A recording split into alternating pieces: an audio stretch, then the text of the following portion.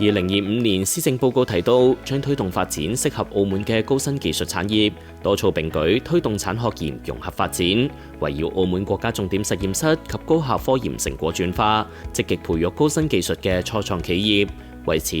澳門科學技術發展基金持續推動在澳全國重點實驗室科研成果轉化，積極培育高新技術嘅初創企業，推動澳門嘅科技產業發展。作為澳門大學持股嘅衍生企業，金創克與高校形成研發轉化嘅深度共生關係。核心技術源自澳門大學中藥質量研究國家重點實驗室、黃春明課題組持續提供技術支撐，並聯合開展多堂應用前沿研究，主要經營領域為天然多糖活性分子領域。作為業界先進嘅天然多糖活性分子開發企業，扎根澳門同大灣區，使用活性天然多糖分子搭配先進嘅製劑技術，打破國外喺多糖提取及功能改性領域技術壟斷，開發屬於中國嘅高性能多糖分子。金創克立志成為多糖分子同多糖藥物領域嘅龍頭企業。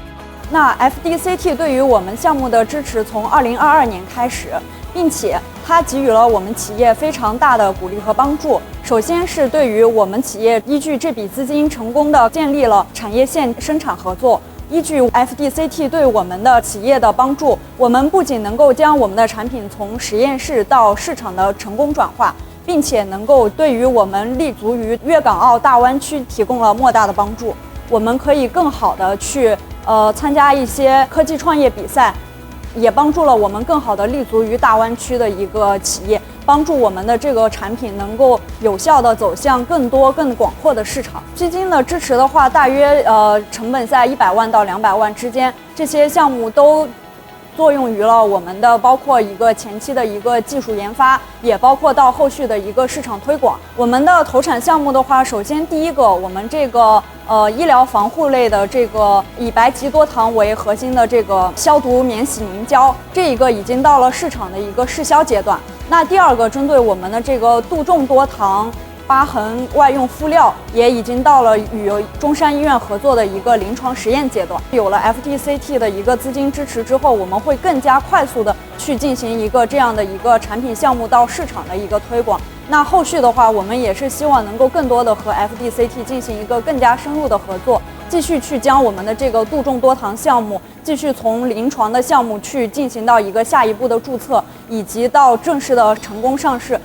作為中醫藥大健康領域重點項目，金創克於2022年獲珠海香山創業英才計劃100萬元資助，以拓展珠海生產基地與市場推廣。仲憑藉核心技術，先後獲得澳中智院創新創業大賽冠軍、京津冀粵港澳青創大賽金獎等榮譽及配套孵化資源支持。呢啲資助唔單止加速咗產品從實驗室到市場嘅轉化，更助力企業融入粵港澳大灣區科技創新生態體系。